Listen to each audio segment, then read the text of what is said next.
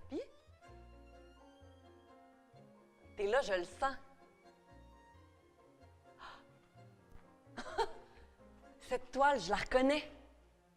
Papy, tu me l'avais fait découvrir quand on était allés à Paris, toi et moi. Mon premier voyage à 10 ans.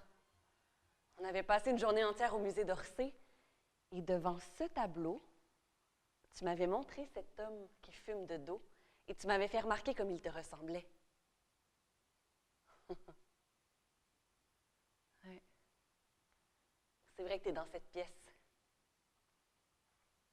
Si je le regarde assez longtemps, peut-être que tu vas me parler. Jean-Claude? Tu m'entends? Tu me vois? Alice, Papy! c'est encore le vieux crouton. T'es dans le tableau? Ben non, si tout ça vient de toi, c'est toi qui m'as fait vivre. Non. Non, je veux croire que t'es encore là.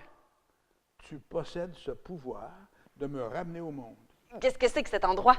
C'est mon refuge. J'aimais recréer mes peintures préférées. Regarde tout autour. C'est tout abstrait. Oui, les automatistes. Ils peignaient leur inconscient. C'est pas tellement figuratif, l'inconscient. Mais regarde bien. Des gens et des voix vont émerger. Vous voulez que je vous explique? Qui parle? Bonsoir, Jean-Claude. maître. Maître? Je te présente Paul-Émile Bordua. Paul-Émile comme dans Bordua. Paul-Émile Bordua, le peintre? Oui, madame. Oui, comme le peintre. Enchanté, mademoiselle. Euh, Ça fait longtemps que je t'ai vu sans mots comme ça. Ben, c'est la première fois que je rencontre un monument comme ça. Un monument? Ben oui, vous avez transformé le Québec. Vous l'avez réveillé. Ça me touche beaucoup, vraiment. Ça me touche que vous vous souveniez de moi. À vrai dire, c'est grâce à mon grand-père. Il m'a raconté l'histoire du refus global. Vous avez réveillé le monde, mais il s'est rendormi.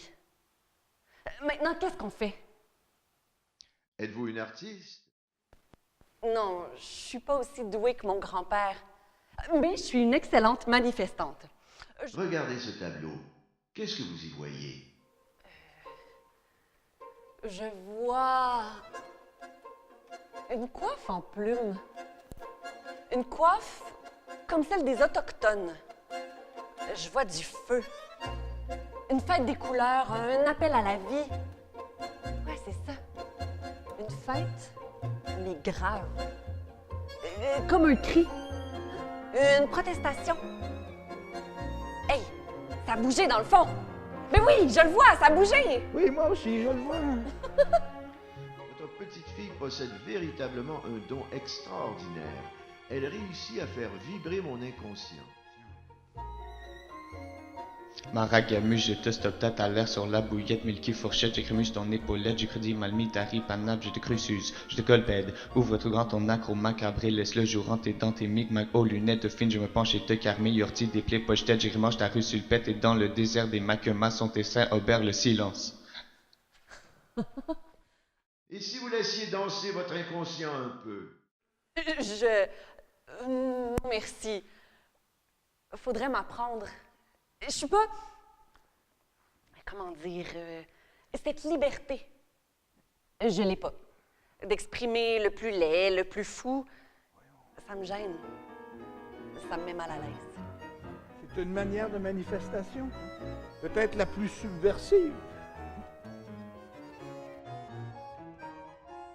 Pour nous, c'était plus fort que tout, ce désir de s'affranchir du réel, de puiser dans les rêves et les fantasmes, rompre avec le joug de l'Église, penser par soi-même. Et c'est ça qui a changé. La religion, c'est fini. Maintenant, on a l'illusion qu'on peut tout dire et tout faire, mais c'est pas vrai. L'ennemi avait le mérite d'être évident. Ouais. J'aimerais ça que vous m'aidiez. À quoi? À quoi? À changer le monde. Vous l'avez fait une fois, vous pourriez recommencer.